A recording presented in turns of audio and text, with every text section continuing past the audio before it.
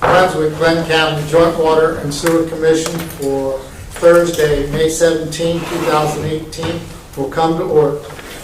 I'm going to lead us in the prayer, and I'll also lead us in the Pledge of Allegiance. Couldn't get the word right. So if you could stand and bow our heads, please. Lord, we are meeting today to conduct matters of business of Brunswick-Glynn County Joint Water Sewer Commission. Guide our hearts and our minds in the spirit of fairness, right thought, and speech. Impart your supreme wisdom upon our activities so that our affairs may reach a successful conclusion for the benefit of all Glynn County residents. Thank you for being our source of guidance today. Amen. Amen. I pledge allegiance to the flag of the United States of America and to the republic for which it stands, one nation, under God, indivisible, with liberty and justice for all. Do we have anyone for public comment? No, sir. So we are to the approval for the minutes from May 3rd, 2018 rate workshop. And I'll give the commissioners an opportunity to review them again. Are there any changes or anything that you may have to suggest? And I'll entertain a motion to accept the minutes when you're ready. Mr. Chairman, I make a motion to accept the minutes from the May 3, 2018 rate workshop. Second. Okay, we have a motion and a second. Is there any discussion? Okay. All those in favor of accepting the minutes, please raise your right hand. Minutes are approved. Okay, I'll give you a few minutes again to look at the May 3, 2018 regular meeting minutes. And Mr. Chairman, I make a motion to accept the minutes from the May 3, 2018 regular meeting. Second. okay. Any discussion? Seeing none, all those in favor, please raise your right hand. Minutes are approved. Okay, the next item, Mr. Junkin, you're going to talk about the Academy Creek oxygen system safety upgrades. Yes, sir. As everyone knows, the Academy Creek, or most of us know that Academy Creek uses pure oxygen to feed oxygen into the aeration basins. The system itself has got some issues. There's certainly a safety issue that we've been concerned about. That is that the lower explosive limit online analyzers that protect our systems from having an accident that we don't want because of damage to equipment or injuring staff.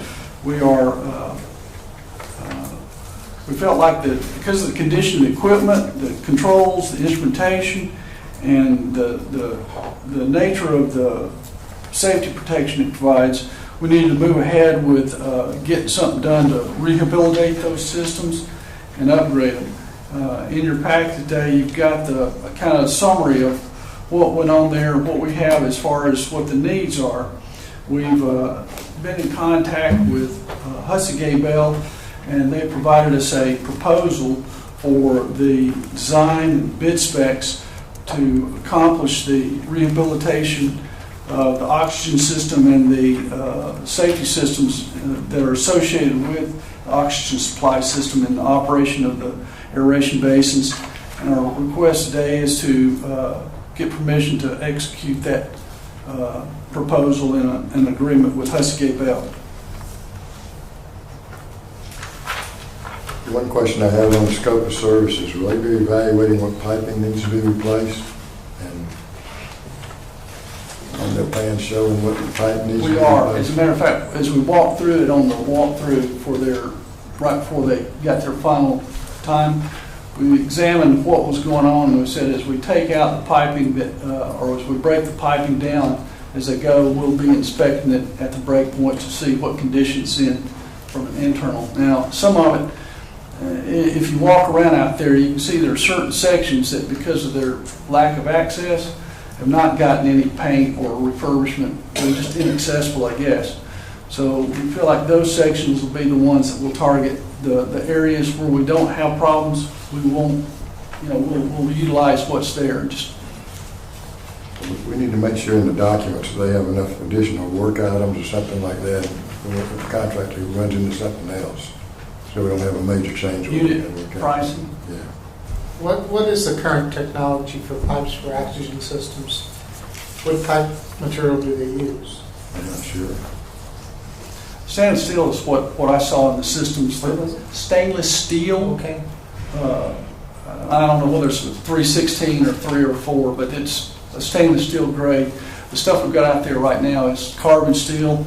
It's in areas it's eaten up pretty badly. I think we've got some pretty severe problems with some of our conduit as well. We're going to replace the conduit that takes the wiring and instrumentation signals to the controls. Are they going to work with our supplier also? Not per se. Right now, Husky Bell is just going to give us the design. The supplier is there for supplying oxygen. The design we're going to get from Husky Bell. But it looks like the supplier had originally submitted a proposal for the design. They did. How did it compare with Husky Bell's? Well, theirs wasn't for design, it's for design and construction, so it wasn't apples to apples. The original, and I couldn't find the very first proposal they submitted. My recollection was it was slightly over 600,000. We went back and looked at that was to do everything and replace tanks.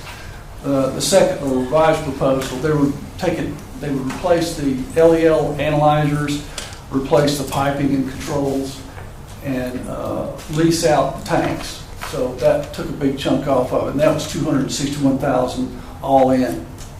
So we're gonna. So this is just for the engineering This is just the engineering. at Academy Creek. It's all going to be put in place where the existing system is. Yes, sir. Right there on the headwork side. Yes, sir. It'll all. Good plans and specifications. Everything will essentially be. Plans and specs. Everything will essentially be where it's located now, within a foot or two in some cases, but some of it will be exactly where it is right now. When they do designs like this, do they include some sort of life cycle cost analysis that would have a mean time between failure of various components such that you can plan for Not that? typically. Not typically. Is that a capability that the engineering Oh, firms have? I'm pretty certain they could. Chris is back there. He's nodding his head yes. Okay. But, you'd have different issues for the different components, Well, I understand that. That's kind of, if what we're trying to do is build a plant or have a plant that we can predict our costs better, then we need those kinds of documents that'll tell us when various components, the failure range on them, and when we need to go in there and do, and also the preventive Plan for maintenance. replacement or. That's right. Like I've said before, you don't want to find out you got bad tires when you're on the interstate and it blows. And the same, especially since this is safety material. Well, and I think one of the big things we're going to do with this is we'll be getting the manuals and be doing PMs that, unfortunately, there probably wasn't technicians or local vendors to support the equipment we've got right now. In the past, we're going to make sure we're able to maintain them in a way that would be proactive as we go down the road. Will we as a commission be able to have a chance to review the plans and specifications and make comments on Absolutely, them? absolutely. Jimmy, We'll make them available.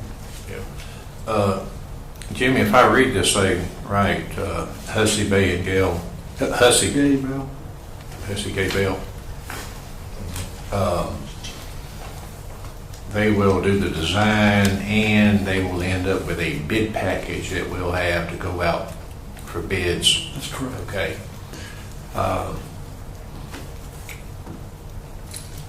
Has staff or will staff be involved? In review of the package? Well, if there's any issues with what was in place when it was even working at optimum. You know, there was still issues with that before it got Worn out. like it said now. You know, lots of times staff can tell you, you know, if you're going to replace that, you know, you need to incorporate such and such, or you need to stay away from this, or you need to use certain kind of materials for the oxygen line. You know, staff. In fact, just about a week or so before they submitted their proposal, their final proposal to us, myself, Mr. Burrows, Mr. Riles, Mr. Henderson, all went on a tour of the entire system, top to bottom, every component, talking about the issues that we were concerned about, things we needed to be addressing as they go through and make sure we've had improvements. And Chris and them acknowledged all this stuff was taking a lot of notes. So in essence, we followed your lead and what you're saying. I mean, they have a wealth of knowledge and experience with systems, and a lot of times, you know, I have seen where corporate will go in and have something designed and installed in an existing plant, and then when it's not working right, when you talk with the operators in the area, they'll say, you know, if they'd only come to us, we could have told them. We started out on that end. I mean, I have heard it for 42 years. I was, you know, we could have told them, stay away from this. It is true. Yeah, I've heard so it a few that's thousand all. I mean, times. we have some good, knowledgeable staff, experienced staff, and they could, may not have some of the degrees of folks with Hussey, Gay Bell have, you know, but at the academic level, but at the experience level, they were way up there, so. I agree. Okay. So, The only thing on the proposal I don't see is the time, once we authorize them to proceed, how long it's going to take to complete the plans and specifications. Chris, without me digging, how long before we get the design back? Approximately 60 days.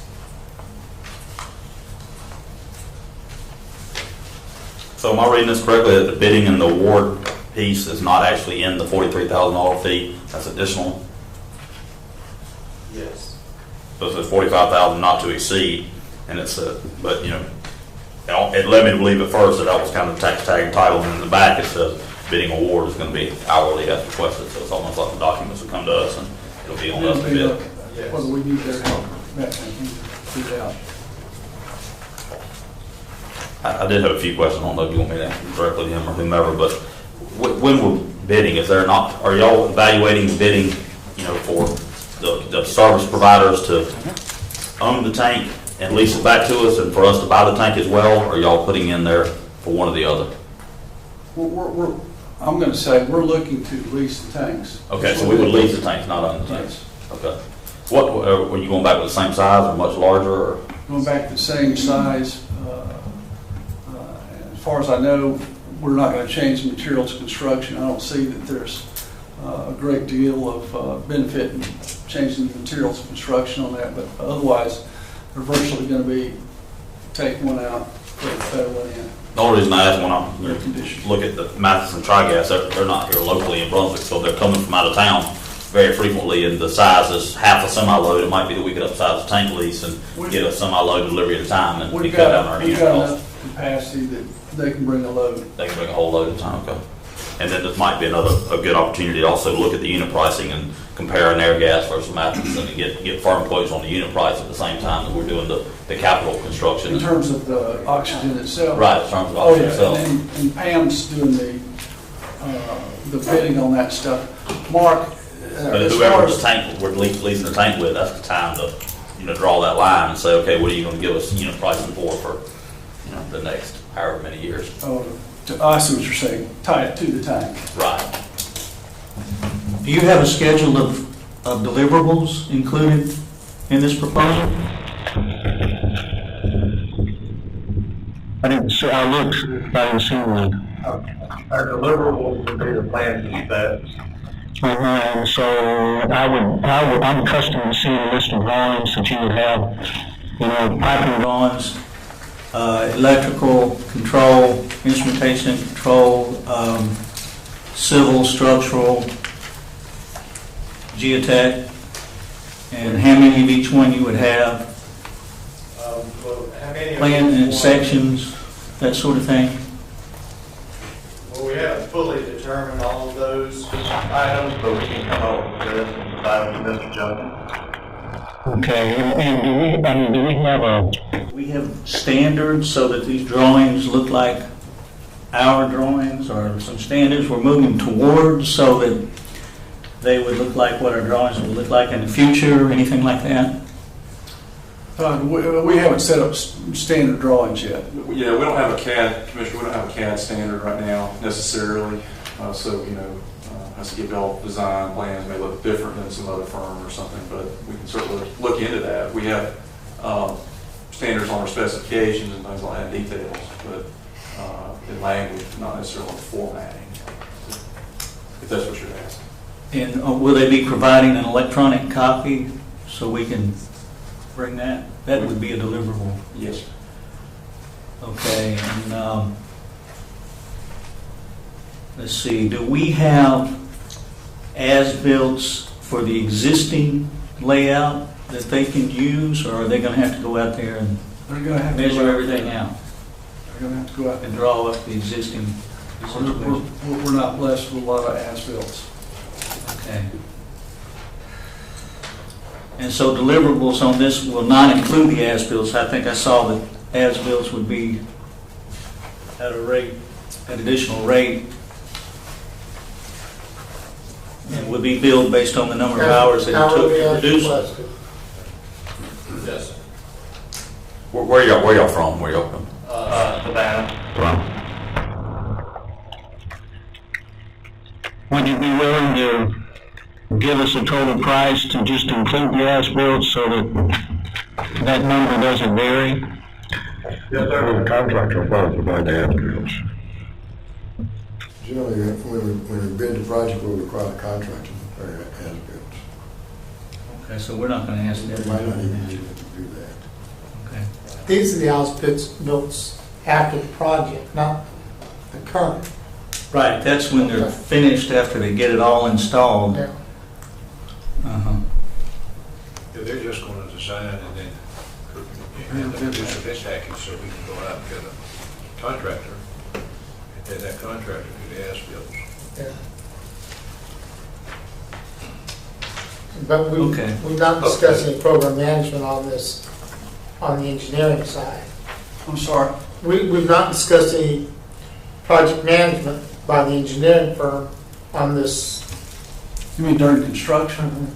Services during construction? No, we haven't.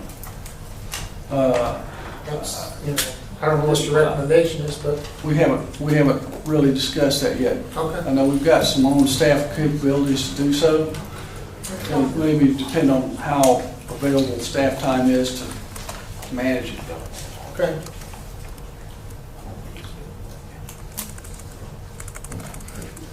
All right, well, How's it fall into our 5-year plan thing? I mean, us doing this up front, I mean, We've got to do it now. It's part of the I mean, plan. it's It's year one. year one. So once we see the scope of the project, when it's completed and everything, then we'll know how we're going to bid it and everything else. yeah. Okay. But part of their design is to determine the total scope, what needs to be done out there. And then we can decide how we're going to bid it and everything. Bid and everything. Okay. In this case, it's not as critical as, if it was an out-of-state contractor, but I'm used to working with, when I work with someone, have it, it says in here, just get to the point. This agreement shall be governed by the laws of the principal place of business of the engineer.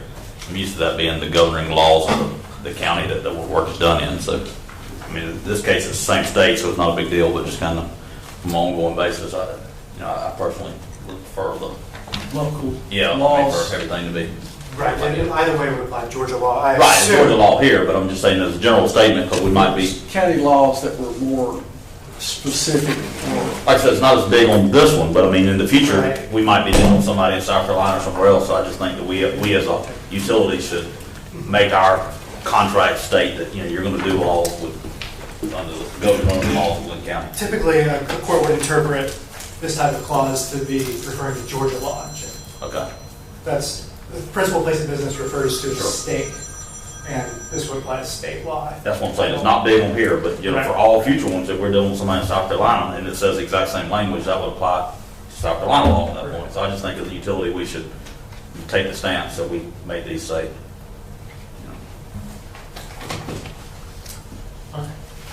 Would anyone like to? I'll make the motion. Okay. I move that Brunswick-Glynn County Joint Water and Sewer Commission enter into a contract with Hussey Dan Bell for the amount not to exceed $45,330 for engineering services for rehabilitation of the Academy Creek wastewater treatment plant oxygen system. I'll second. You second it? I will. Okay, is there any further discussion or questions? If not, I'll call the question. All those in favor, please raise your right hand. And that's everybody. Unanimous. Thanks, sir. Thank you much. Okay, the next thing is audit services contract award. Commissioners, you have in your packages a memorandum concerning the awarded contract for auditing services. We are required to have an annual audit, and historically we have changed auditors every 3 years. Morgan & Jenkins has been our auditor for the past 3 fiscal years. We issued a request for a proposal on March 30th with responses due by May 1st of this year. We had 5 proposals were submitted, which is the most we've ever had. And only one of those firms has, the submitted proposals has done our audit before. The grading sheet is attached to this memorandum, and for the most part, as far as the ability to provide the services and implementation timeline, we're all pretty much equal across the board. There were 2 firms that had virtually no water and sewer experience, even though they were somewhat lower cost. Firms of Bates, Carter, and Cherry had significant water and sewer experience. However, the Cherry firm was quite a bit more in price. Overall, Malden & Jenkins had the highest score. Largely, most were familiar with them, having worked with them over the last 3 years, and they also had the lowest price. But again, they asked to submit a proposal. We told them to go ahead, but it would probably not be accepted due to our practice of turning over auditors every 3 years. So therefore, staff is recommending that we engage the firm of Bates, Carter and Company at an estimated 3-year total of just over $72,000 for auditing services. And the annual fees are listed below that. Have you been satisfied with Malden & Jenkins? Yes, we have. Why the every 3-year rotation? I know that you said it's been the common practice. Is that just because, or is that a precedent you believe in, or who said that? This all kind of filters down from the Exxon debacle a few years ago to rulings made by the SEC, which have kind of filtered down to government agencies that, of course, publicly traded firms are mandated to change auditors. So we're following the same practice. John, what is it about it being a water and sewer utility that makes it different for any of these auditing firms that's never done it to be able to come in here and audit?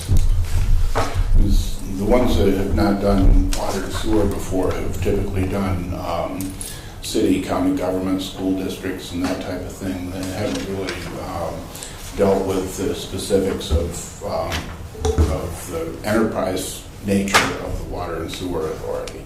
Although that's a component of some of the audits they've done before, that's not their focus. Yeah, but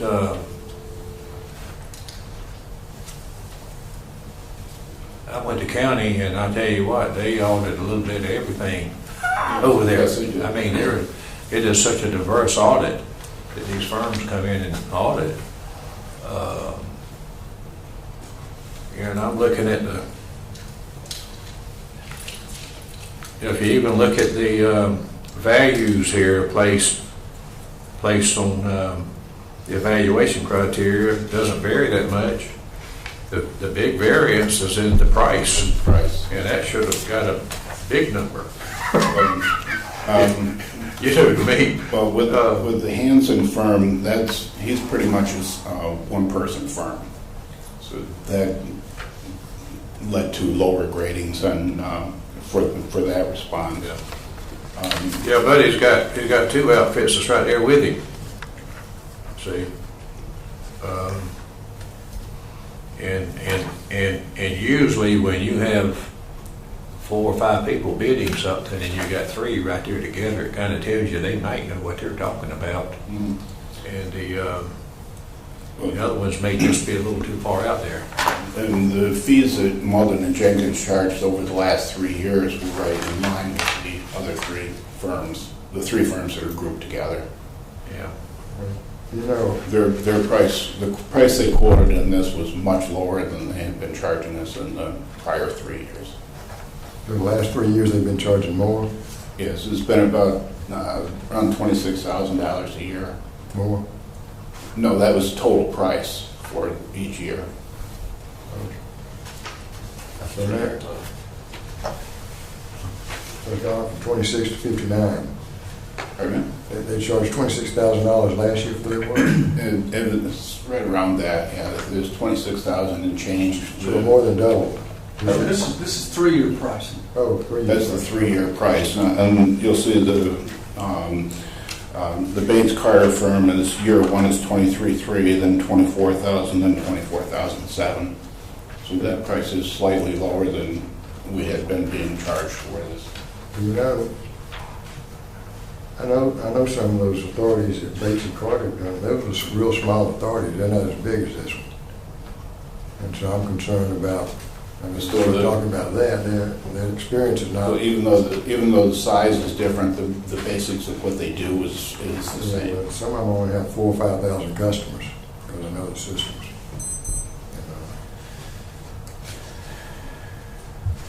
Yeah, are reimbursables included in this? I don't believe so.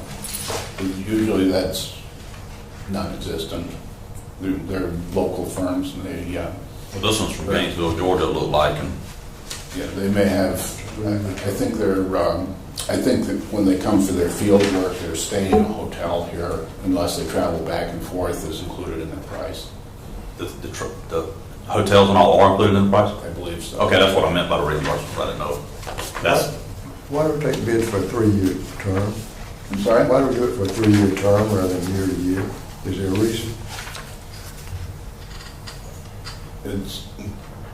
Well, the 3-year term is kind of based on the SEC requirements. That was kind of the guideline for that. It's a lot more work on staff in the first year of an auditor's engagement. They do a lot more work, and it's much more involved field work. Having them do it for 3 years, they gain familiarity with us in the first year, and then the next 2 years are somewhat easier, but then we turn it over again so that they don't become too complacent with auditing us. so John, was it a recommendation that we change every 3 years, or is it an actual requirement for us? I know you said it was a requirement for somebody else, It's been our historical practice. but is it a requirement? Is it a legal requirement that we? There isn't, to my knowledge, there is no legal requirement that we do. Yeah, I mean, we do the same thing. We try to lock somebody in for about 3 years. I don't have a problem with that, but you know, I mean, I'm looking here, the one, I think it's, who's the one guy, Hanson? Hanson is I believe it's him and a couple of staff people. Yeah, the Malden and Jenkins, of course, I understand, you know, no water, sewer, all the districts, but they got a 300. Yes, with the lowest We're price. very- And they have the lowest price. Malden and Jenkins has audited us in total for 6 years over the Yeah, life but of you're recommending BGJWSC. 3 years. We're very familiar with them, and they're, Yeah. and well satisfied with them. Well, that's kind of what I was thinking. If y'all are satisfied with them, there's no requirement that we change. To your point, anytime you change, it's a big staff requirement in the first year. Yeah. So, I mean, and they're the cheapest, they're the score the highest, or who you're familiar with. I'm not used to changing every 3 years. I mean, in our industry, we kind of work with the same people. Have the Marlin Jenkins deliver our audit on time? Yes, sir. And timely? Yes, sir. That's a problem we have with the city. Our audit wasn't delivered on time, so that's why we changed our hours. Been my history, when you usually change if you have a problem with it, not when you More likely. you don't have a problem. Well, this is the commission's audit. It's not really the staff's audit, it's our audit. And it's important that we select somebody that we have confidence in. And, well, I'm a believer that you can't let yourself get married to an auditor, because of previous board experience I had in a credit union. I don't really have a problem, extending for another 3 years, what we're seeing. But having said that, I'm very intrigued by Hanson CPA, a small firm doing it, because I'm wondering if we would get a very interesting and different look rather than a large firm in which it's kind of like they come in and how can I say, it's more like a factory kind of way of doing things and personalized. So I'm just I don't really have an opinion one way or the other. I'm not the cost differential is over 3 years is fairly significant. I'll make one comment on that, Mr. Chairman, that one of the things you want to think about is for the folks that have done enterprise-related business before, I think John kind of alluded to the fact that there are nuances about our stuff that you know where to look, where the issues might be hiding right off the bat, as opposed to having to kind of learn it as you go. Well, I understand that, but sometimes it's a lot more fun when the guy's got fresh eyes and he's raising things that maybe you hadn't thought of that, which is part of what the audit ought to be, is a real critical look at what your financial operations are and how they're functioning. Where is Hanson CPA out of? Just Googling, I can only find Oregon, Denver, and Missouri. Where are they from? I don't recall where they're from. Yeah. Well, I know that the county is dealing with a very serious situation. In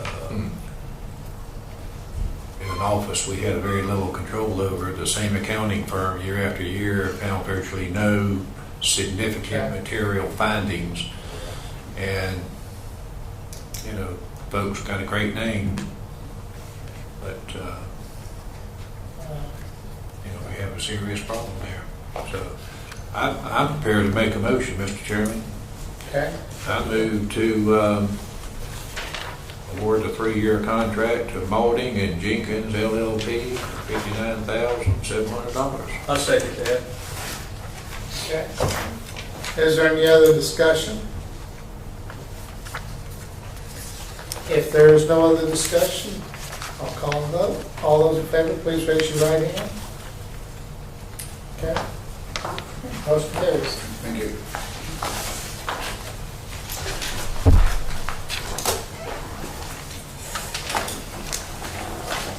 Okay, the next item is the saltwater intrusion study finding.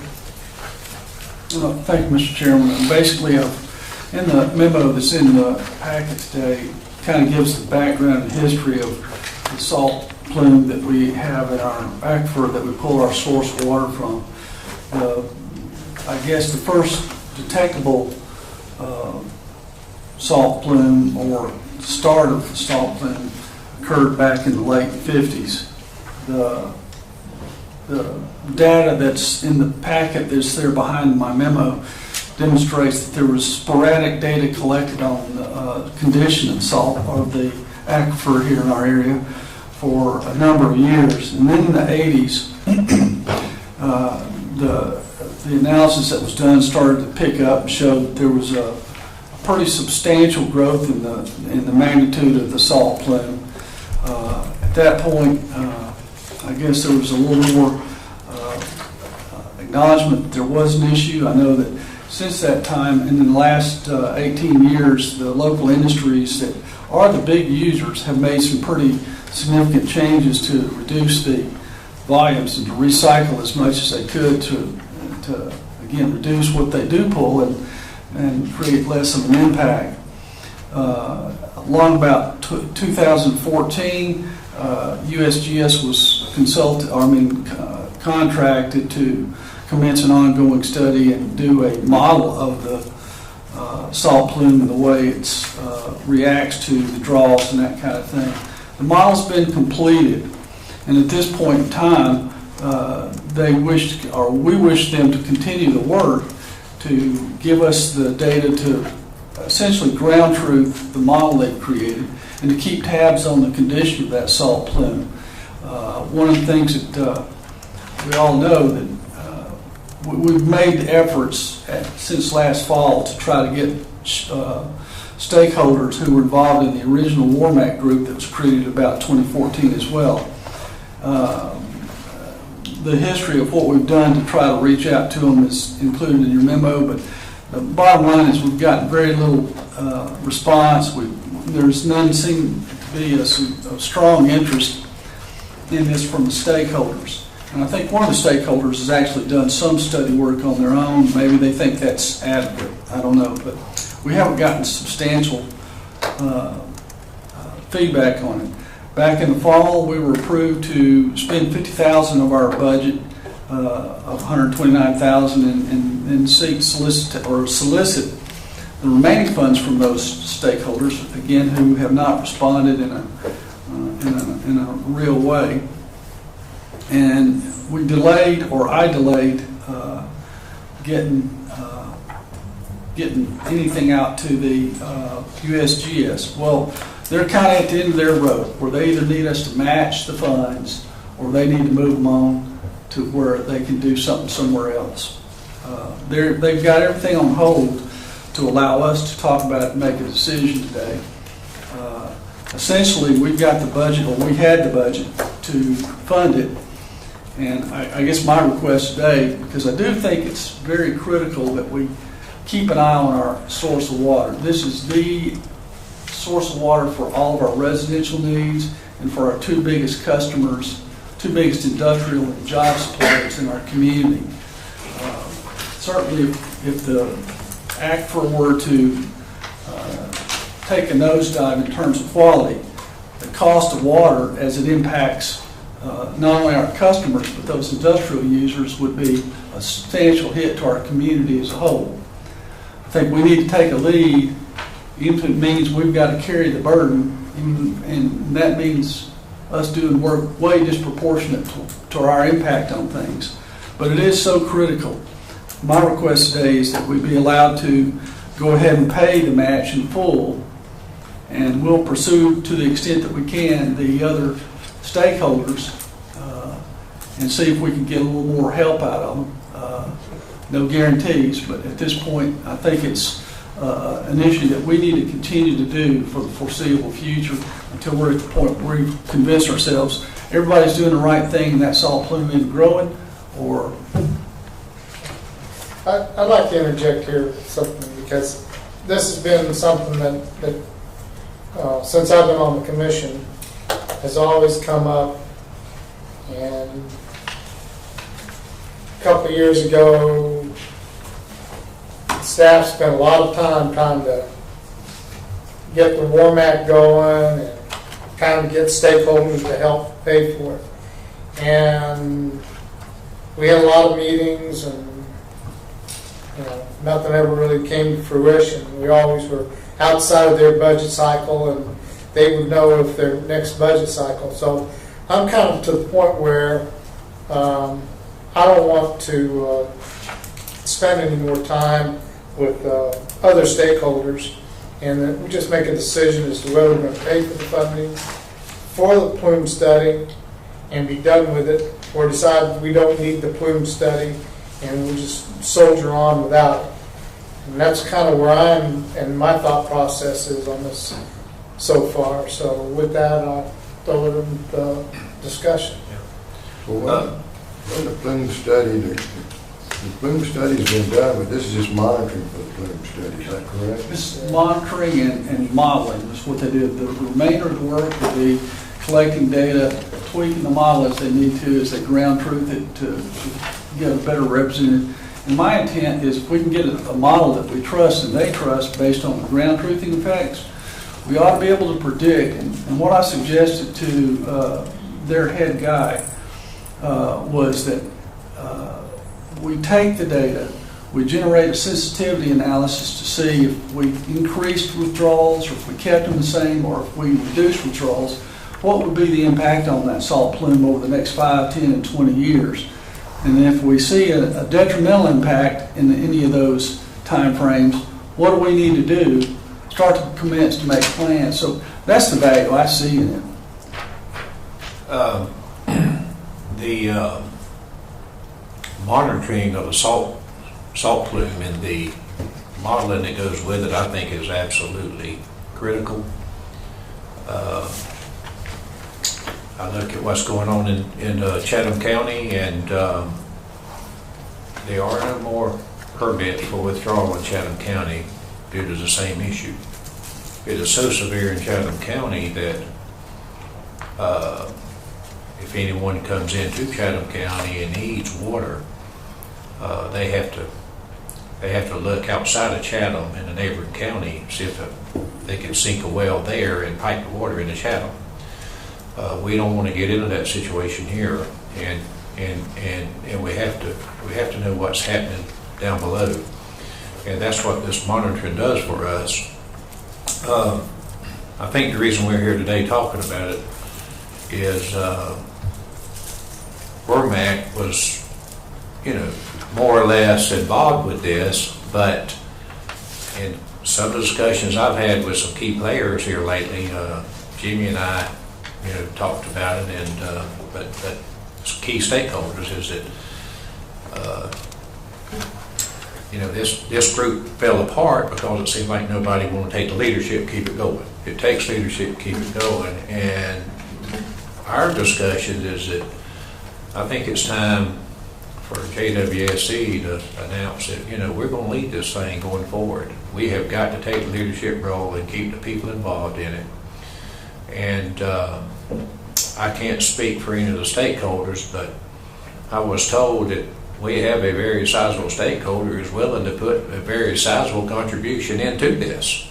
But this group has got to be together, and I think that could happen fairly quickly.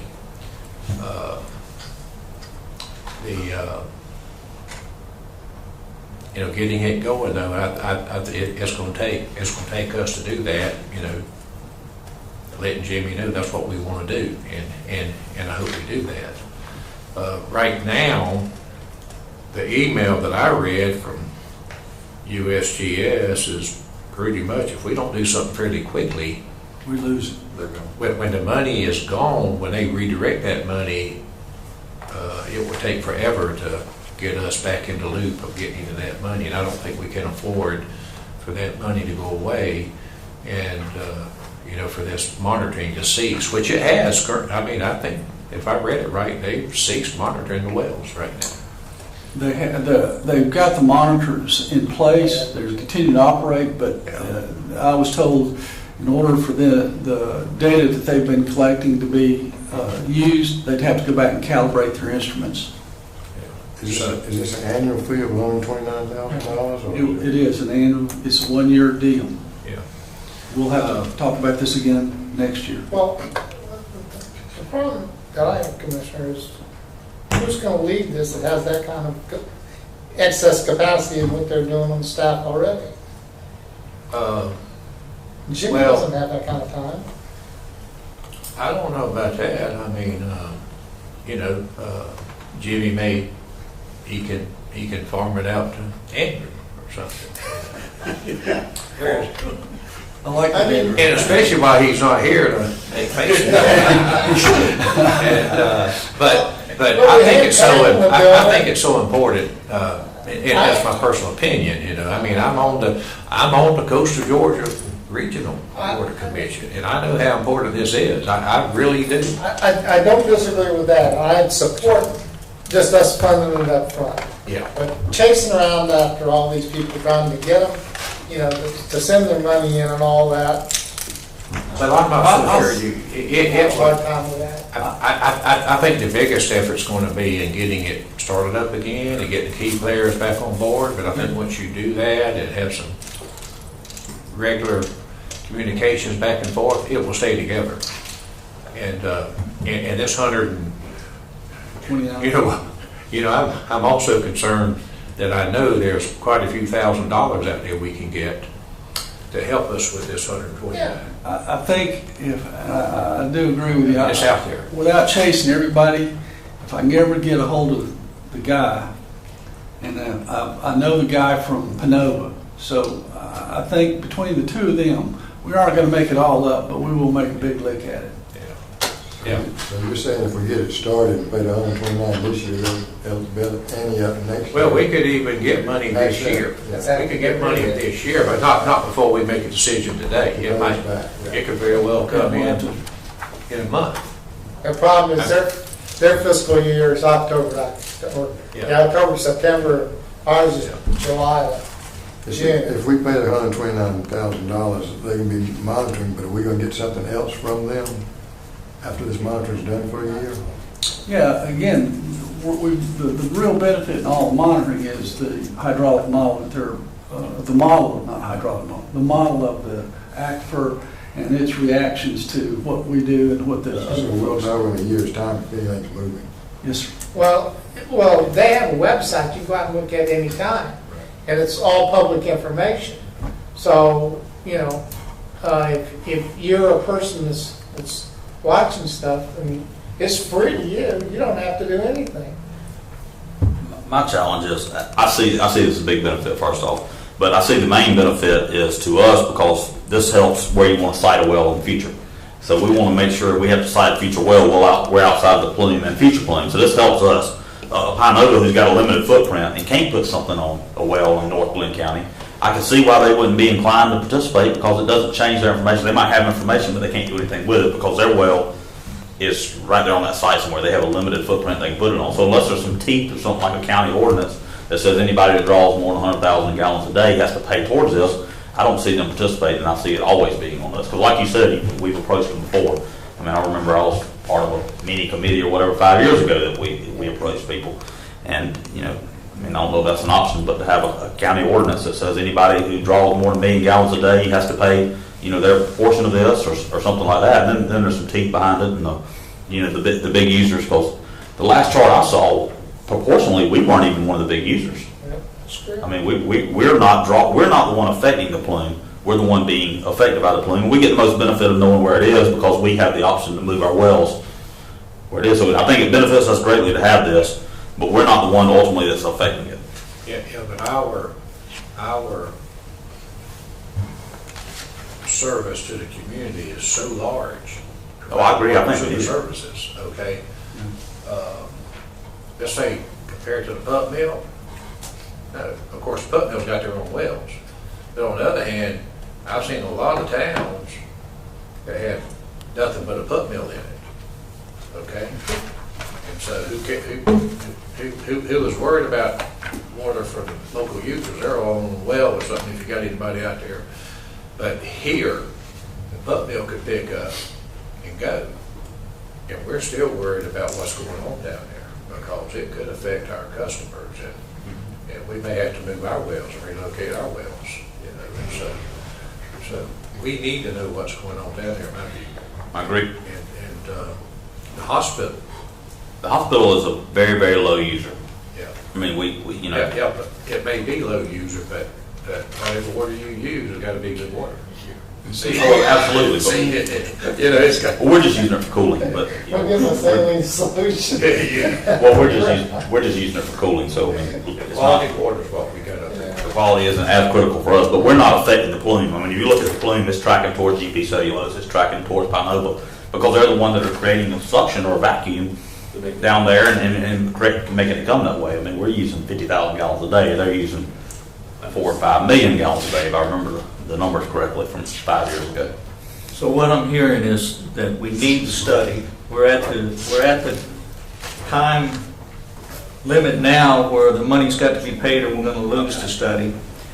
And Commissioner Browning feels like he knows of that there is money out there that can be had if we'll just take the leadership in getting that. Which will offset some of this that we had to pay up front. For us to go ahead and pay this up front, would it be out of line for us to take the leadership and be a little more assertive than maybe the past leadership has been, and go ahead and send them, the other members, essentially a bill We did that one year too. for their proportion? That's what we tried. Yeah, we sent that one out. Did they send money? They got kind of upset at us. I'm not paying this, you know, that's, you know. Send them a bunch of little bills, I'll never notice. $25 a day, yeah. We'll just add it to the money. Yeah. Well, you don't just send them a bill, you just have a, schedule a meeting, get them in a room, start talking about everything, and then, oh, by the way, here's your bill. We had a big dinner here kind of thing with all sorts of things, you know, that didn't produce it. I think we need to vote to have this study done. I concur. And if a couple of commissioners and want to work towards getting people to pony up some money, I have no objection. I will be more than happy to call, make some more calls. Well, I wanted to make some calls to see what kind of interest was out there. And there's interest in putting this thing back together. And but it's got to come back together. And there's money out there to be, a substantial amount of money. So Mr. Morris is very interested, but I get the impression he shares a common problem. That is, he is pulled in about 50,000 directions. It's hard to get that man. yeah. Well, we just need some leadership. I think is the main thing right now. Show that we got some leadership, let people know that we'll lead it. Come back, let's get this thing going. It's so important for everybody, whether they're using a little bit or a lot of water. And look, the paper mill is willing to be a part of this, and they're not on our water system. See, it's important for them to know too. So, I'm ready to make a motion if you're willing, if you're ready to accept it. I move that the Brunswick-Glynn County Joint Water Sewer Commission enter into a contract with the USGS for the continued study of the salt plume located in the Brunswick area of the Upper Florida Aquifer, and provide the matching funds of $129,000 while staff continues to reach out to other WRMAC stakeholders for funding support of matching funds. second. Okay.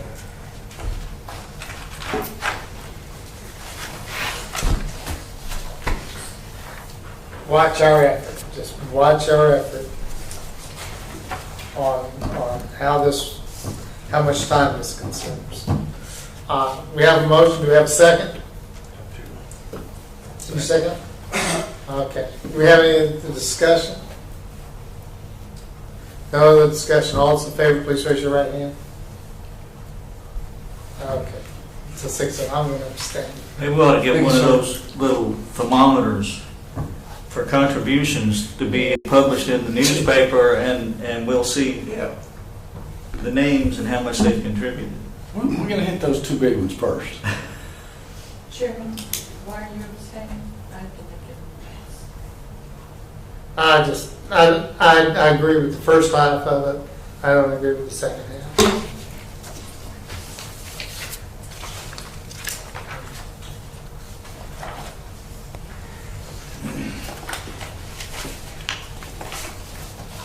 We should have taken a movie when we had the last war that.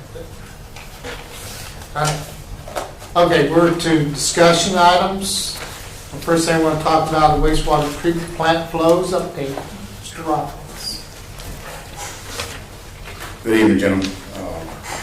Here again, brought to you some of the constituents of the permit, flows, BOD, TSS, phosphorus. At the head of your page, you have the permit, pretty much the permit limits on the flow, BOD, and the TSS. I'll start with Academy Creek here. As you look down the months, we've kind of eliminating the month, the previous month in 16 to get,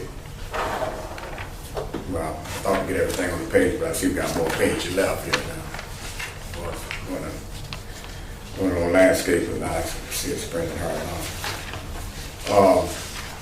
If we look at April, March or April, last previous months, we have a flow 6.7 coming into Academy Creek.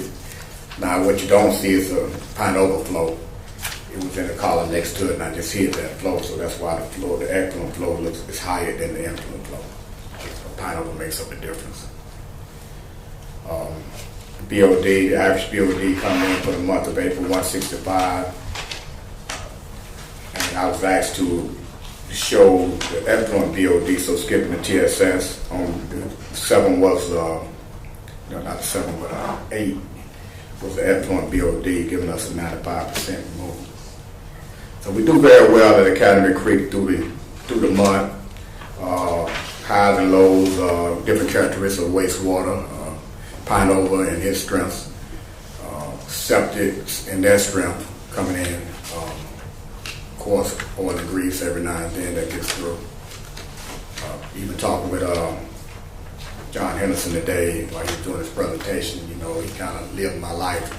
What he was explaining about the difference in how we deal with different filaments and the cardio and troubling bacteria that comes in and give us problems like sludge bucket, that nature, and using chlorine to kill the bad and try to keep the good without destroying them as well. So it was very interesting presentation you had.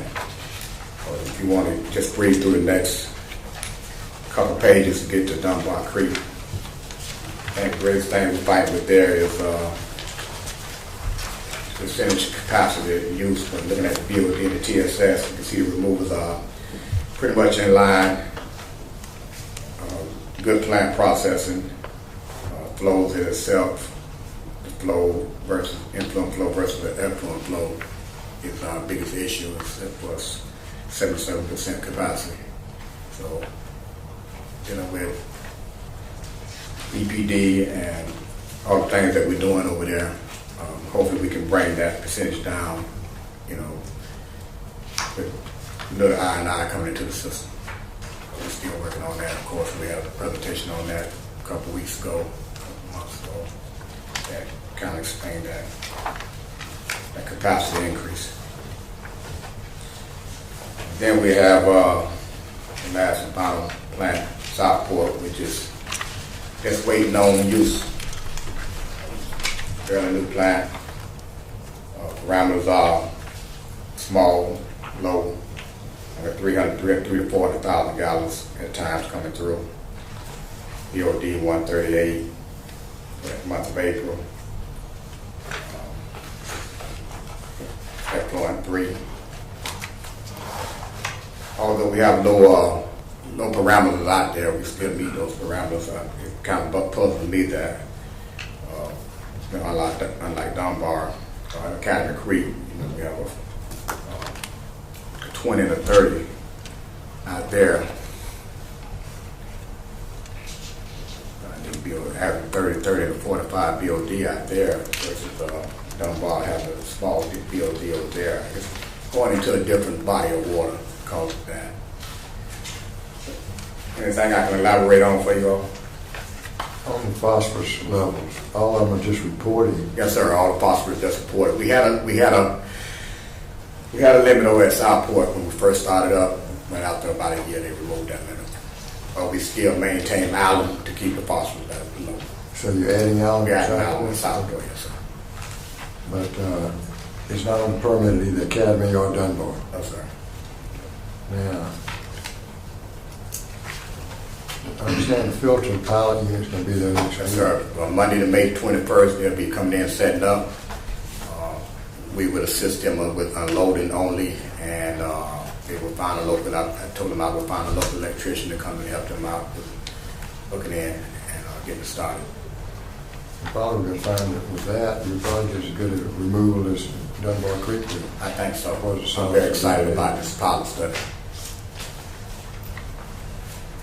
Mark, do we ever run the influent phosphorus with these three plants? No, sir. Very seldom.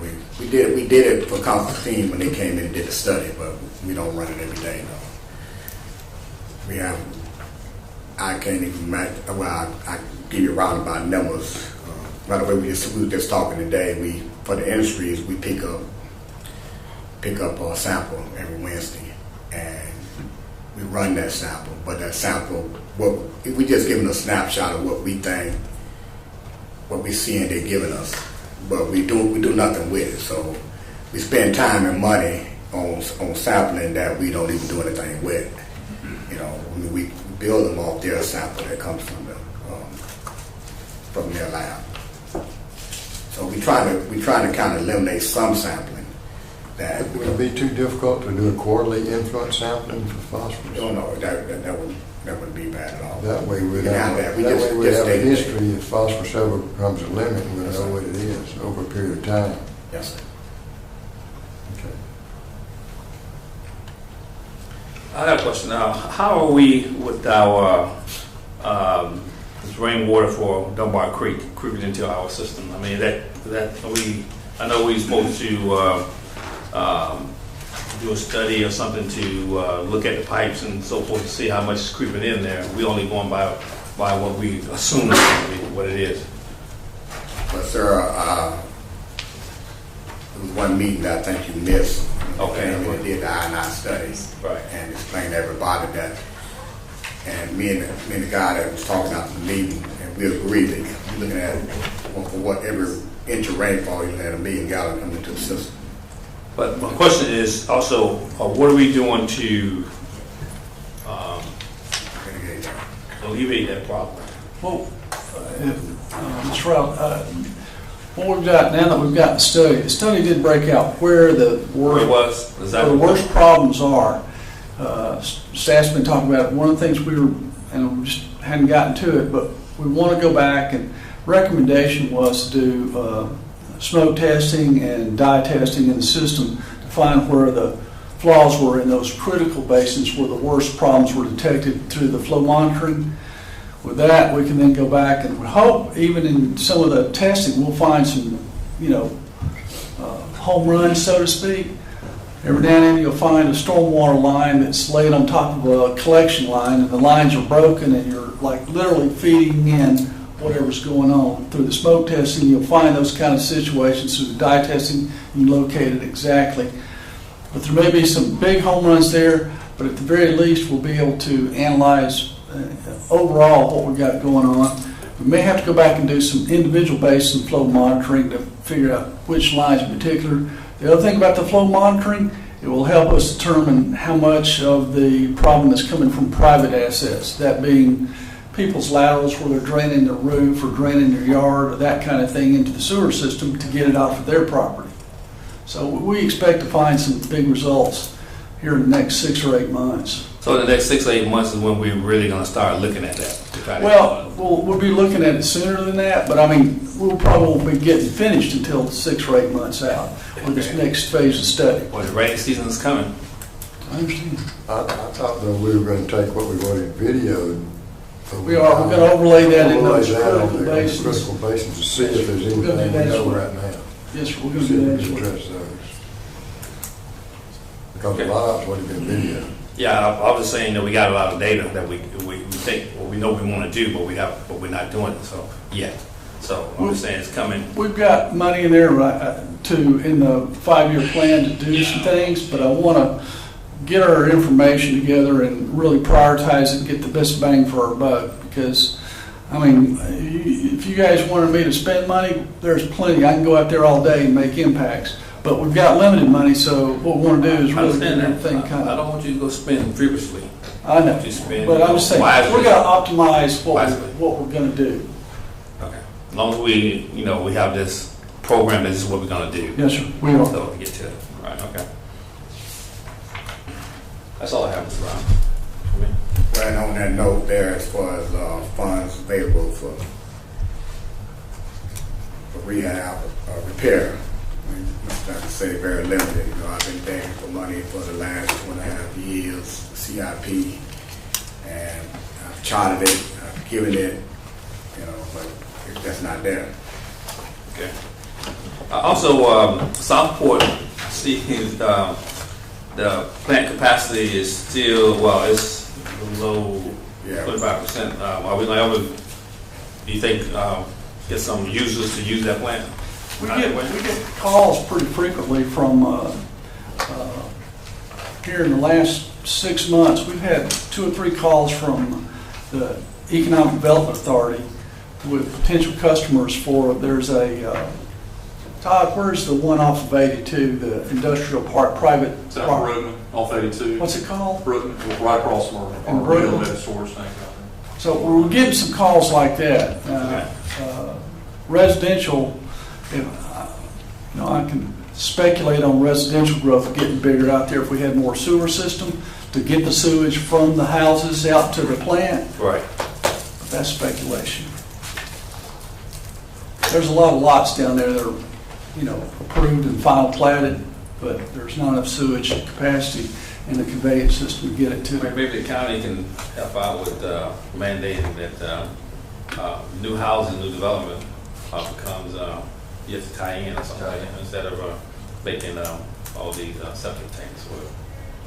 We got that if you. Yeah, We do. If they're within 500 feet of our line, they have We to, got that. unless we don't have capacity. You gonna move out in the county and hook up? No, I gotta stay in the city. I'm running the city right now. When I finish up, maybe I'll move out there.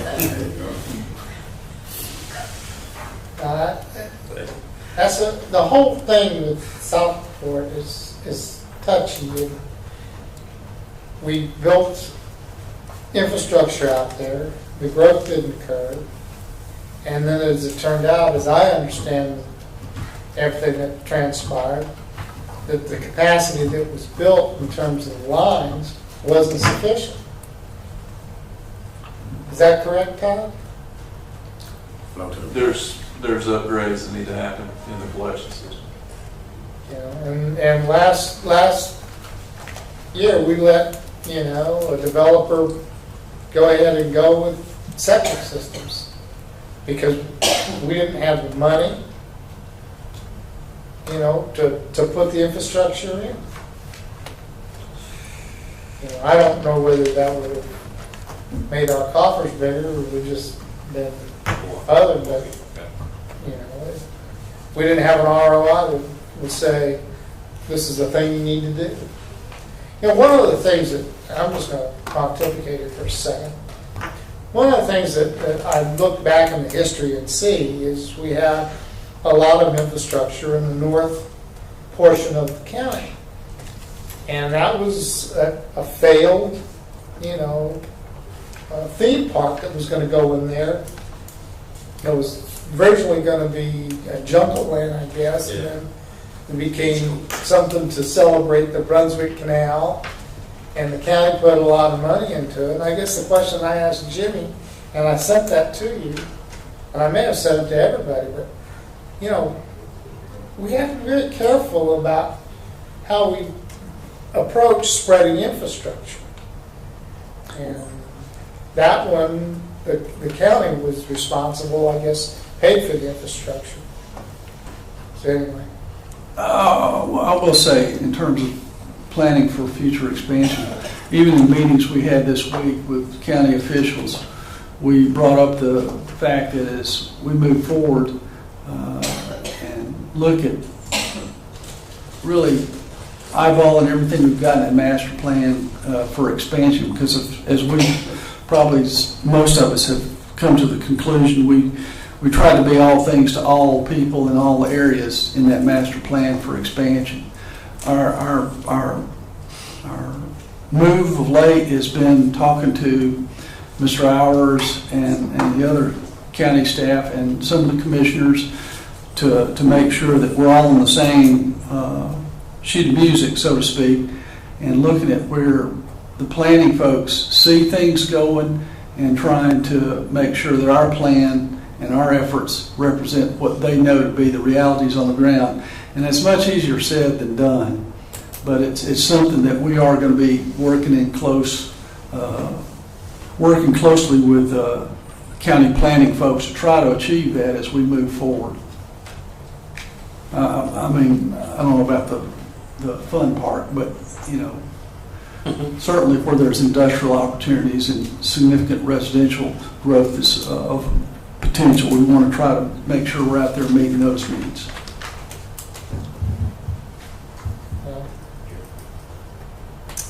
Okay, any other? Thank you very much. Finance.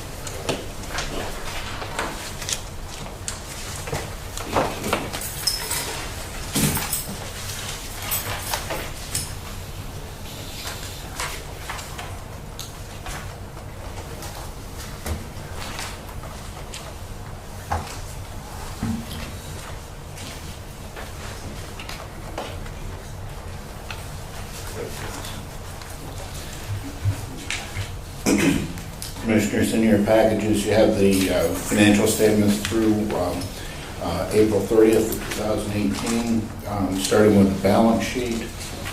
A couple of things of note. In the current assets, they've increased just slightly, but the mix of them is really what I wanted to point out. You'll see the bond sinking fund has gone up significantly from June 30th to April 30th, and that's most of that is from the refunding of the deposits made to the sinking fund up until the time of the bond refunding, and that money continues to sit there until we have an interest payment on June 1st of this year. The other piece is the accounts receivable. You can see that on June 30th, we had $3.1 million of accounts receivable net of the allowance for doubtful accounts, and that has decreased down to $2.47 million at this point as of April 30th. Under the restricted cash accounts, you can see that has gone down somewhat, but again, there's a change in the mix. The most notable being the trustee funds held went from $4.7 million down to $122,000. That's, again, the result of the refunding where we freed up approximately $3.8 million of debt service reserve that was used to pay down some of the debt, and we'll be recovering that over the, we'll have most of it recovered by September, October of this year, and then we'll continue to recover about $250,000 over the term of the bonds. Next item is the construction in progress, which is increased by $6.5 million. That effectively is the amount that we put into our current year CIP plan, efforts. And other than that, you'll see our total assets have increased, our total liabilities have decreased, which is a good thing over the last 10 months. Following that is the detailed schedule of the cash balances you see on the, if anybody has a question, please stop me at any time. The detail of the cash accounts that you see on the balance sheet. Immediately following that is the summary revenue and expenditures for the first 9 months of the year. Actually, it should be the first 10 months, I'm sorry. I didn't change the title on that. The first item is the operating revenues. Thus far this year, we are about $550,000 ahead of projected revenues on a pro rata basis. And further down the operating expenditures, Our year-to-date budget is just short of $19 million. We're at about $17,750,000 right now, so we're underperforming in expenditures at about $1.2 million to this point in the year. However, there are approximately $1.5 million of purchase orders outstanding, which may or may not be liquidated by year end. What historically on purchase orders have been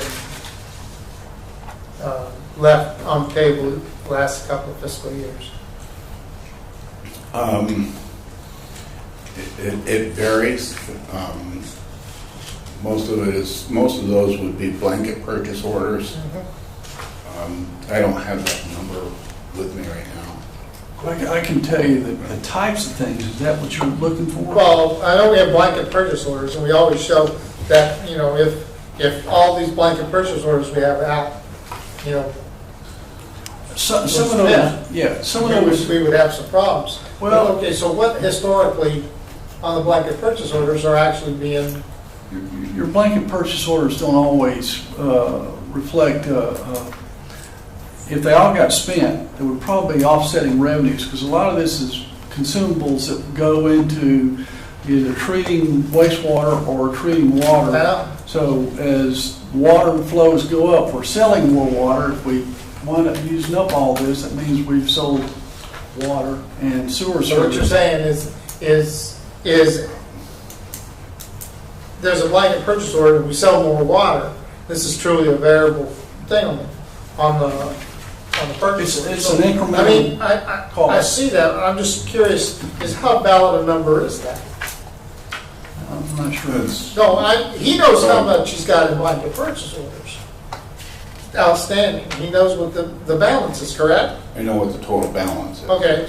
So we're like, 45 days away from closing the fiscal year. How much of this million here is going to be consumed? Just a rough number, and I was going to get to that in a minute, but one of the things that the commission had asked for was an estimate to year end based on linear.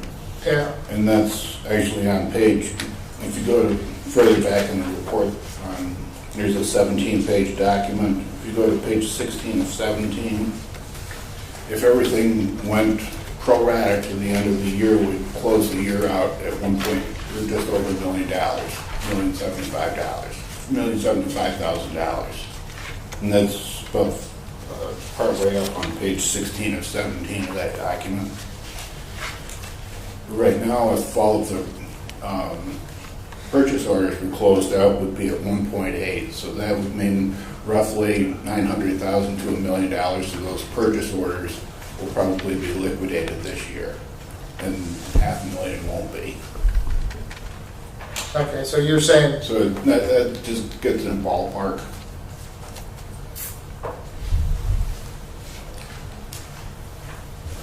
Okay.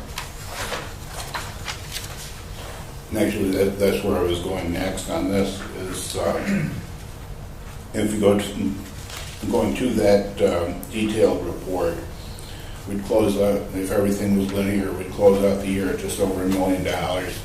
This report says 186, so that would be about the difference in the purchase orders. Where are you seeing that? The $1,075,000. Well, the annualized data, you said if everything was linear. That's Understanding it's not. But there's a 17-page document. Well, I see that, but I don't see what column you're saying is the. It's the next to the last column. The estimate is 630.18. Okay, that's what you're calling annualized? Yes. Okay, I see. Could we not just get annualized on all these?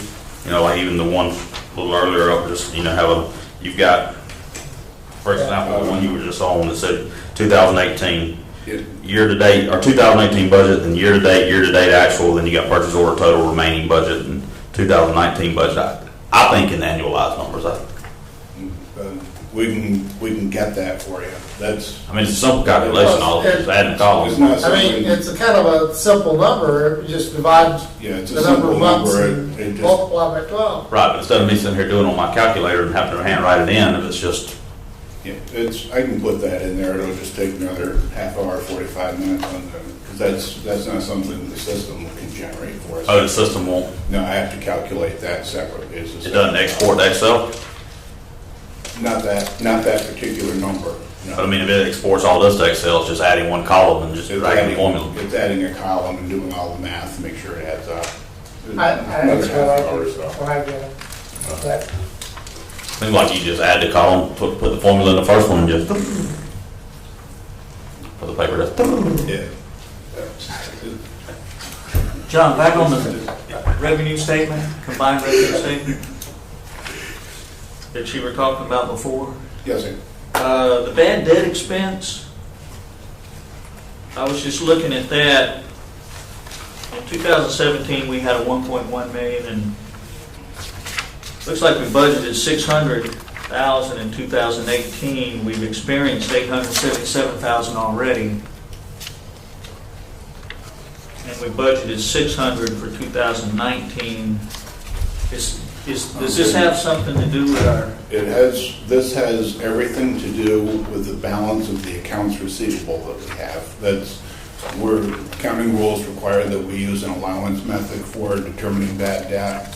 This doesn't mean that's bad debt that's gone off to our collection agency or we'll never see again. We take the aging schedule of the accounts receivable, and each of those aging categories has their own percentage of estimation of bad debt. So as receivables go up, the bad debt goes up, and the entry to bring that reserve for bad debt up is technically a debit to bad debt expense. But as reserves come down, as receivables come down, the reserve comes down. So then that turns around being a credit to the bad debt expense, which reduces the bad debt expense. So as we continue to collect down on the receivables, that bad debt number that you see on this report as being an expenditure will actually come down. We get smaller. Of course, that is affected to some extent by what we do send to collections. So the 877 is not. We expect. Not a real number. It's not a real number. It's an accounting estimate. Is the combined revenue statement supposed to be through April 30th? It's supposed to be through April 30th. That's the time. I didn't change the title. It's an accounting number, so it's not necessarily. Speaking of reserves, where are we at with the deposit issue and getting that? I can answer that. Yeah, we worked up some numbers last week. Yep. Were you going to cover those later? Or? I'm not prepared for it today, but we have collected the numbers. We know what the impact would be. We found ordinances that dictate what we should be doing, and it's pretty much along the lines with what's been discussed here. There's if you've been on a customer in good standing for 36 months, at least prior to joint water and sewer being formed, county ordinance required the utility to refund the deposits. So we've got a little bit of work to get that going. So what we've done, Mr. Brown. What we've done with that is pulled the deposit report. If we don't need to revisit this auditing firm. What we've done is pulled the deposit report and looked at those that are older than 36 months and come up with a number, but unfortunately the system won't give you the payment history on that. Somebody may have a deposit that's 4 years old, but they may have been on the cutoff list and come in and paid off their entire balance 10 days ago, which makes them ineligible. So it's really a matter now of going through each and every one of those individual accounts to determine if they'd be eligible for refund. The system does provide a credit rating for customers. It goes through its own algorithms in the background, determined by the parameters that we set. So we're looking into seeing if that can be used to determine when deposits are applied to customers' accounts automatically without having to track each and every one of them individually. It's kind of a work in process right now. Do we know what we paid Raftellus for the rate study? I don't have that number right in. How much was the contract for?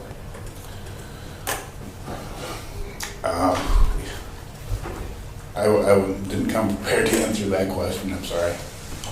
Initial I contract can was find out. 25, but we had to go up again on it because we went further than the 25 would get us. I can't tell you exactly where we're at. I can look those numbers up and get them to you, Commissioner. Have you just emailed? You can work on that in the next day or two.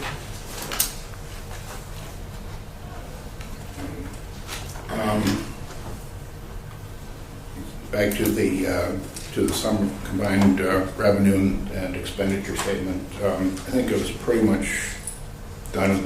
One other thing I didn't mention is just under bad debt expense, interest expense is about $500,000 different than $600,000 different than budgeted, and the reserve transfers are significantly different. That again is a reflection of the refunding of the debt to the debt service reserve instead of, and our payments to the bond trustee are going to the reserves now rather than to debt until that money catches up September, October time frame of this year.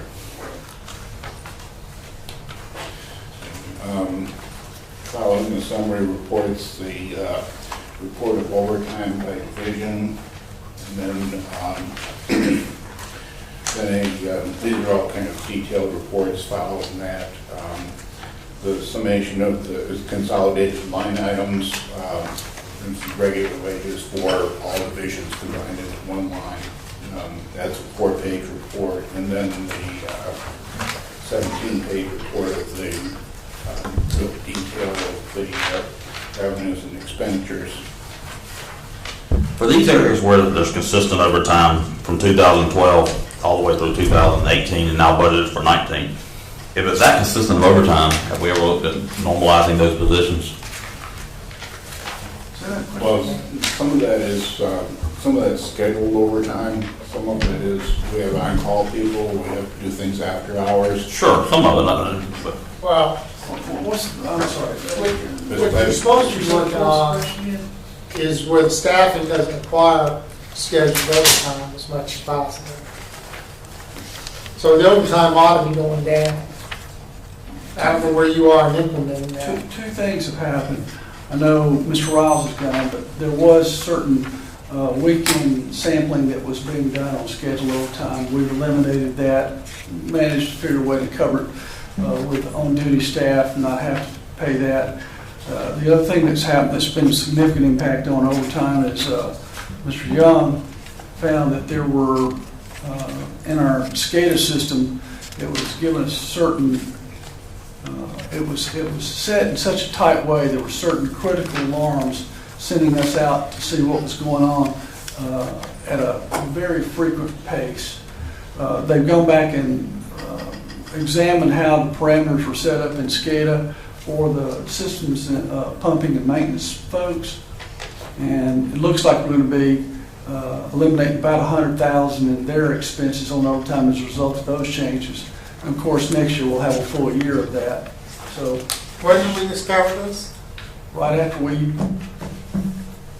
eliminated 3 former supervisors. The thing that bothers me is this is what Mr. Sapp was accused of doing also, who we eliminated. well, excuse me, what? It appeared to us that the parameters in SCADA had been set in such a way that they were very sensitive and were giving us critical alarms when they shouldn't have. To answer your question, is I don't know the truth of this. So what I will tell you is only lore. But if you wanted to have overtime, one of our individuals who works SCADA says you got overtime. I don't know about that. I told you I don't know the truth of it. No investigations ever accomplished. The only reason I ask, I mean, if you're at $230,000 a year in a certain area for 5 years in a row, then at some point you say, okay, we're paying 1.5 times for that 230. We could just normalize it and make it a you know, whether it be an FTE or, you know, 1.6 or whatever it needs to be. But I mean, at some point, you know, if you know it's consistent, you know it's always going to be consistent, it's always going to be there, you turn it into a position versus paying, you know, a position and a half for it. Right. And I'm just asking if we consider that, because some of these categories, it's pretty consistent across the year. Some of them are, you know, not. Some of them are pretty minimal. I mean, One of the things we've talked about with staff as well, also to help eliminate overtime, we get a lot of reactive overtime, you know, out of SP&M and out of distribution, because we get after-hours reactive calls frequently, or we get late in the evening calls. Well, we have crews that are out there all the time. We do during the day, up until 3:30. After that, they're on overtime. And if the calls come in at 4 o'clock in the afternoon or at 2 o'clock in the afternoon, we're working with our superintendents, and we started talking about how we could get like staggered shift, one crew Yeah. comes in at noon. That's what I'm talking about. Yeah, so that we're all We hadn't got that started yet, but we're working towards that. yeah, if we're paying a lot of overtime at 4 o'clock in the afternoon, it just makes sense. Just Stagger a shift, stagger a Right, crew. you know. Yeah, that's what we're Yeah. working towards. Another factor. Seems like something pretty easy to implement too. I mean, what's the timeline? I mean, I don't know how many shifts there are, but I mean, how many people? But if you got, you know, 4 people and, you know, they're all 7 to 3:30, make 2 of them 7 to 3:30 and 2 of them 9 to 5:30 and done. We also have to weigh in the factor of the fringe benefits of follow-up, an FTE too, if we're talking about adding staff. Sure, yeah, obviously, but, Very you know. expensive, so. But the fringe benefits presumably There's aren't. balance to Yeah, be struck. this was what we were talking about. We were going to try to carve out some people out of the existing staff to stagger them. Anyhow, That's a cost we can reduce. And then the final report on budget, 2019 budget too. Well, I think we should probably, they have overtime in there, but I believe when we had the budget discussions, that was one of the items that was supposed to be reduced, because we were going to go to staggered shifts, and that needs to happen.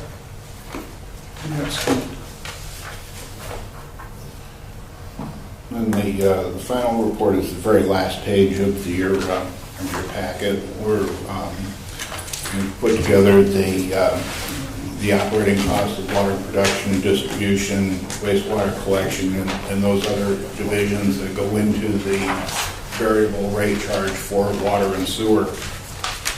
And then compare that, use the actual number of gallons of water produced or wastewater treated to come up with an average cost of production.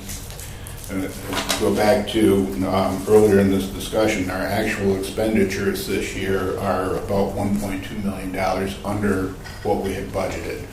The numbers that we charge customers are based on our expected flows and the budgeted expenditure numbers. So that is going to skew this a little bit because we are under budget by 1.2 in expenditures. So if we added $1.2 million to these expenditures here, then these average cost of production numbers are going to rise. I was looking at these numbers. I was trying to figure out if you could, and you just did an attempt, I think, of helping me understand how these numbers get into the customer's bill. These numbers don't. These are what's in the customer's bill is our budgeted expenditures and our estimated production or treatment numbers. And those numbers determine what the rates are. This just goes back and takes what our actual expenditures were and what our actual flows were and brings that back to a cost per 1,000 gallons. Does it include debt for the two systems? No, sir, this does not include debt. Debt is charged to the customers separately based on their residential equivalent units. This is only the variable piece of the bill. Commissioner Elliott had asked me to come up with some REU numbers. That's proving a little bit more difficult than I thought to pull out of the system to do this, and that really trusting the numbers that are coming out right now, rather than being able to extract. if we were to reduce I&I, which is what we want to do, let's say half 50, we're able to knock out 50% of the I&I. How does that affect these numbers here? How would it affect these numbers here? I mean, we would be treating much less. Yes, it would definitely affect the numbers. It's not significant. It's Not significant. It would Because the real cost is just having the plant and doing it. The only thing that's going to vary is the amount of chemicals that you use. And power, conveyance And power. power.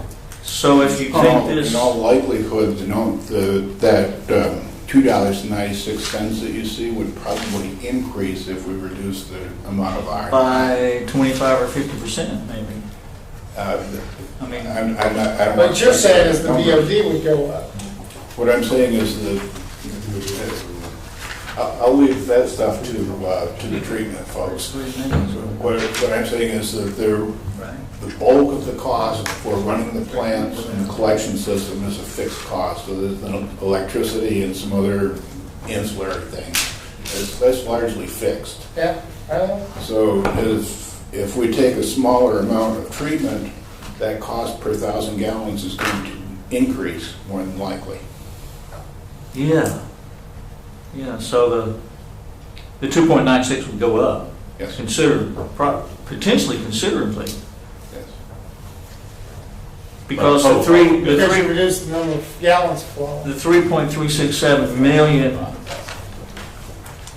But this isn't a real number. gallons produced would go We down go down, which is the denominator. by, if we knocked out half of the 50% of the I&I, do we have any idea what that number would look like? What we'd be treating then? I mean, would we be treating 2.5 million?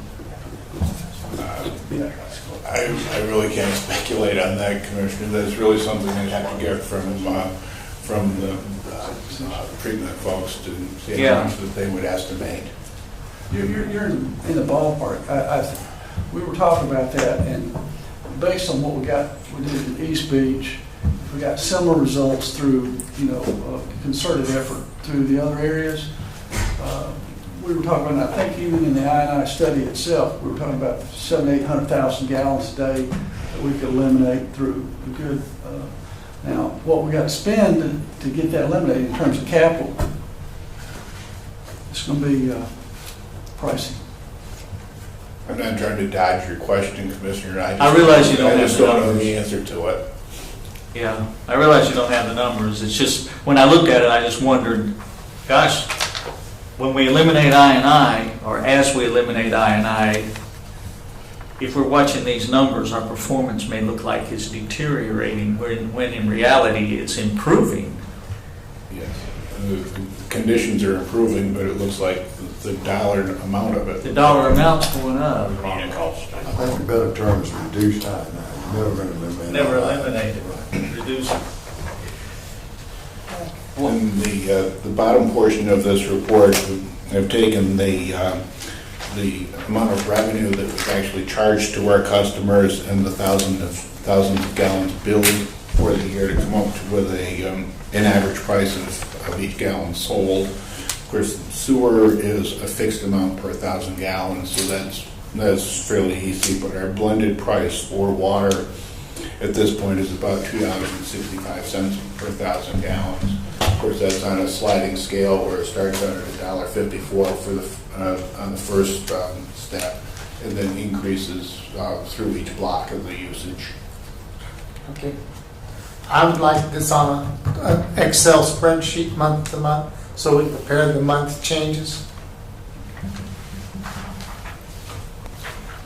It's been in a couple of the prior months. I didn't send it out to the commissioners, and this time I was waiting for a number to finish it up.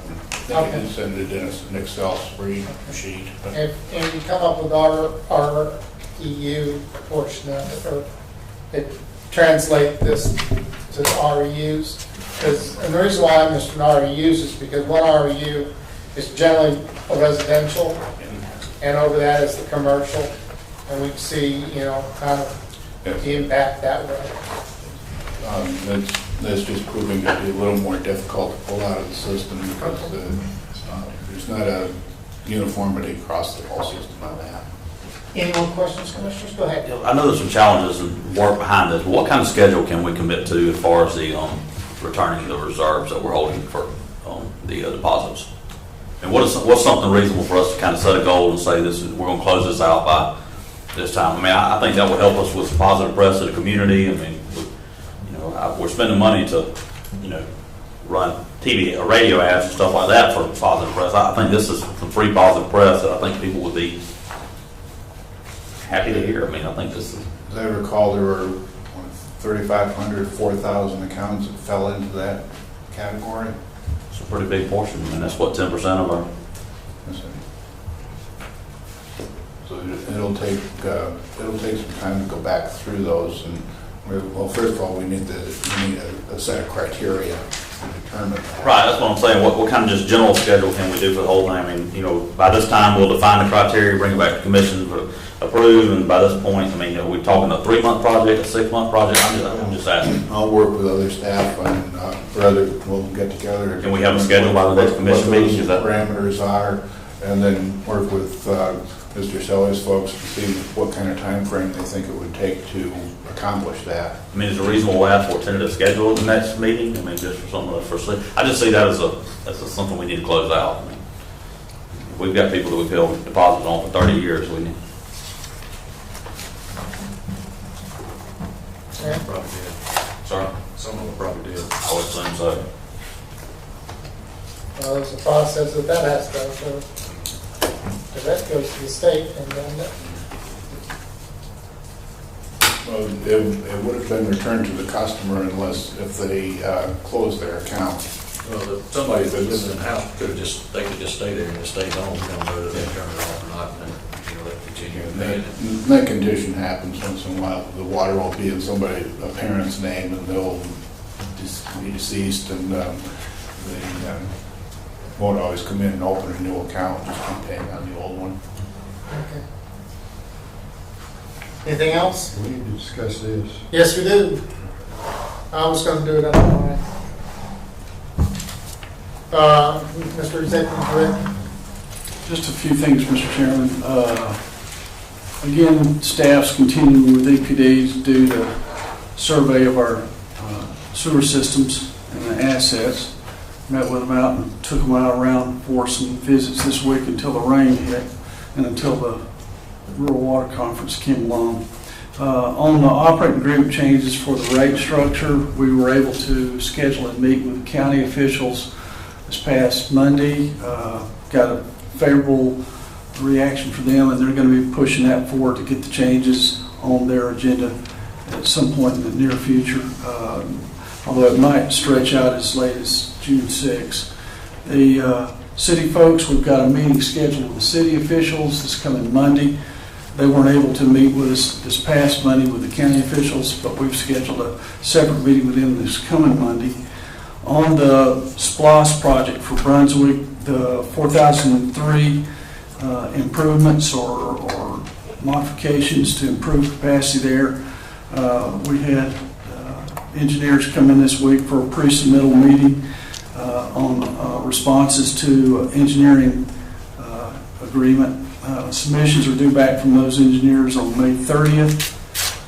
So we should be getting something back that we can work with and go forward to start figuring out what we're going to do on 4003 in that SPLOS project. Talked to Emmett Nolan this week about the $5 billion grant legislation that the Senate's pushing through. And apparently there's a mirror bill going through the House, so we may get some help on that. We're going to be talking with he and for whatever reason, GFA folks are in some ways interested in this, so we're going to be setting up to meet with them in mid-June. Beyond that, we've got our SPLOST oversight meeting this coming Thursday. This coming Wednesday to cover. We continue to work on our strategic business plan. Right now, the focus is to, after Mr. Burrows got back from training on strategic asset management, we're setting up committees to start systematically constructing an asset management program, which in turn will be rolled into our strategic business plan. We've set, Mr. Burrows has set up committees to start the process of getting the strategic asset management plan and the strategic business plan pulled together and developed. But we're going to be doing this in committees to develop the overall plans. And that's my update for this week. Okay, thank you. In my update, I want to talk a bit about the public hearing. And I think we, Commission, have some questions on it. In the past, the way the public hearing we used to do when I first came on the Commission was that the rate consultant basically gave the reason why we were raising rates or what we were doing. And then that happened the first year I was on the Commission. The next year on the Commission, I think that was the year that I did the briefing. And it then transitioned last year, you did the briefing. And so the best way to do it is that the executive director does the briefing.